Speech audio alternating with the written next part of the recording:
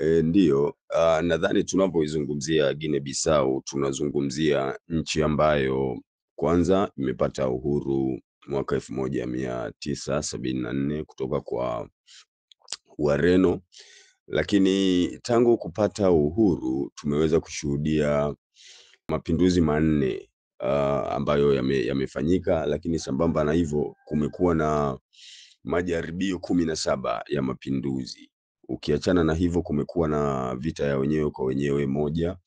Sambamba na hivyo pia mauaji ya kisiasa yamekuwa mengi na makubwa.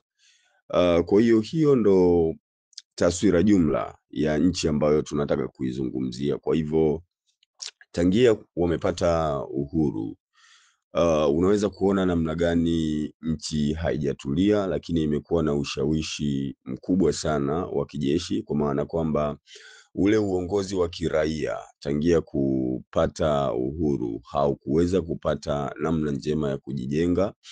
Hapa tunazungumzia taasisi kama mahakama, tunazungumzia taasisi kama bunge, kwa sababu hizi ndio taasisi au hizi ndio sehemu maalum ambazo zinahusika katika kuhakikisha kila sehemu au kila mtu kwenye taifa anafanya kazi yake ipasavyo.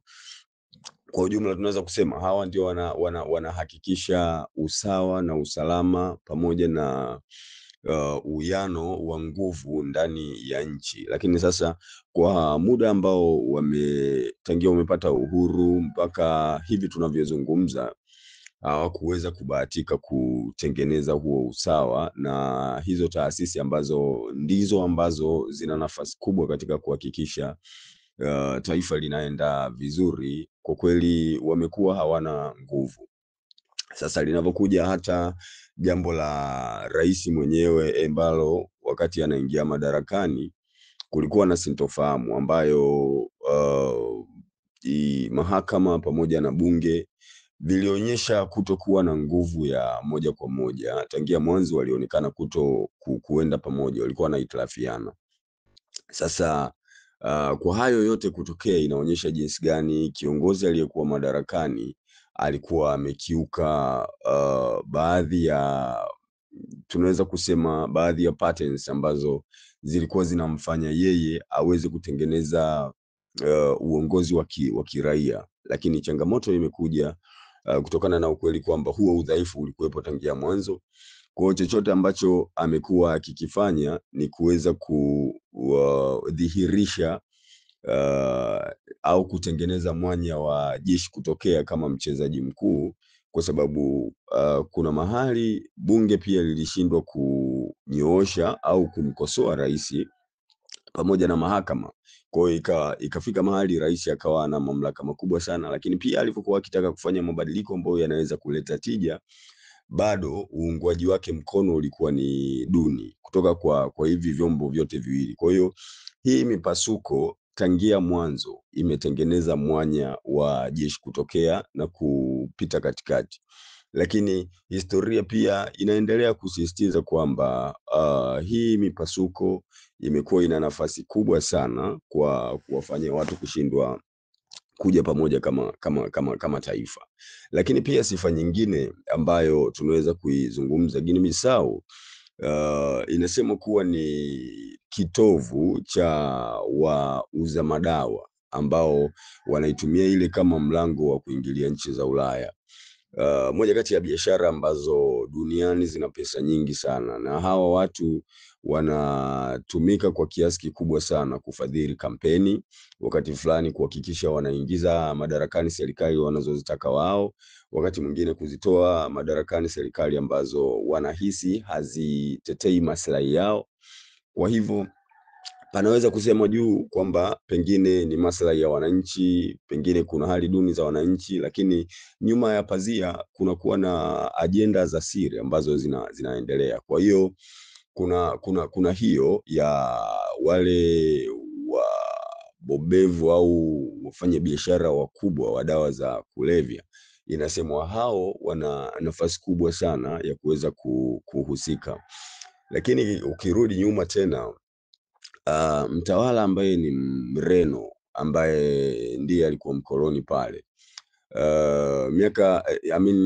Miezi kadhaa nyuma, Rais Embaro aliwafukuza waandishi wa habari ambao walikuwa wako pale Guinea Bissau. Sasa hiki ni kitendo kingine ambacho kinatengeneza mpasuko kwa haya yanayoendelea, lakini jingine kubwa ni mwezi Februari Rais Embalo alikwenda kuonana na rais wa Urusi Vladimir Putin.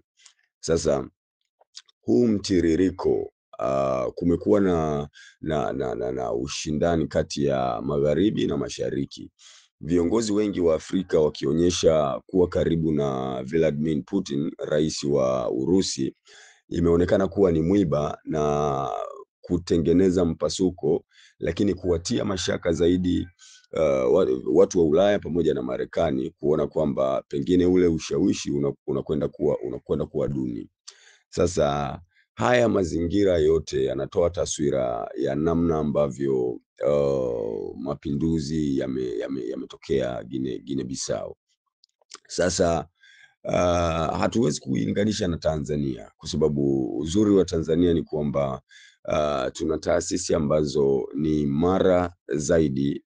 Ikumbukwe kwamba hata namna ambavyo tumepata uhuru ni tofauti na Guinea. Wao wamepata uhuru kwa njia ya mtutu.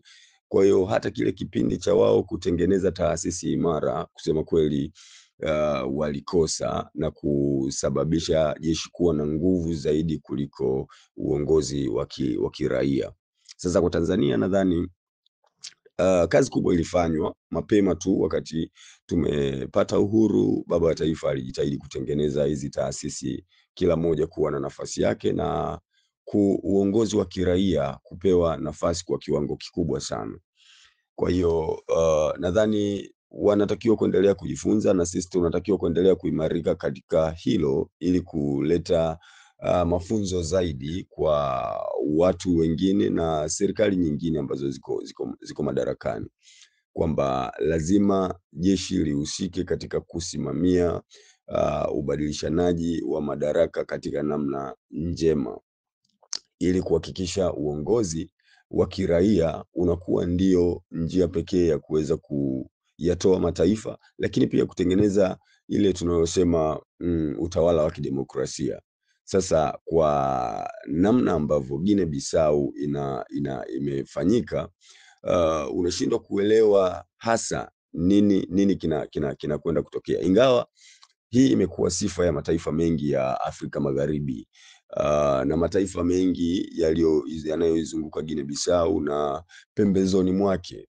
Tumeshuhudia mapinduzi kwao ni jambo la kawaida, na mara nyingine inasema kwamba mataifa ya kigeni yanahusika moja kwa moja katika kubadilisha hiyo mifumo ya viongozi waliokuwepo madarakani, kuwatoa na kuwaweka aina nyingine ya viongozi ambao pengine watakuwa wanatetea maslahi yao, ingawa kuna baadhi ya mataifa kama Mali, Burkina Faso, wao wamekwenda mbali zaidi na kupata viongozi ambao ni wa kijeshi, lakini kwa namna ambavyo inazungumzwa wamekuwa ni watu ambao wametanguliza Uafrika mbele na kutaka kuiona Afrika inasimama yenyewe. Sasa hili vuguvugu zipo sehemu ambazo ajenda hiyo inatumika vizuri, lakini zipo sehemu ambazo watu wanafanya mapinduzi kuweza kuendeleza ajenda nyingine ambazo ni tofauti kabisa na kile ambacho kinasemwa kuwa ni kutetea maslahi ya Afrika.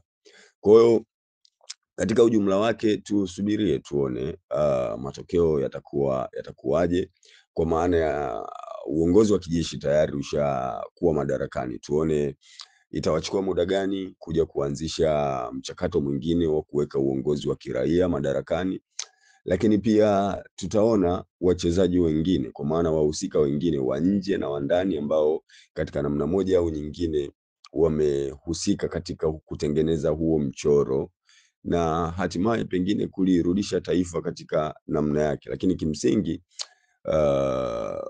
wauza madawa wakubwa wanatajwa katika mchakato mzima wa kuhakikisha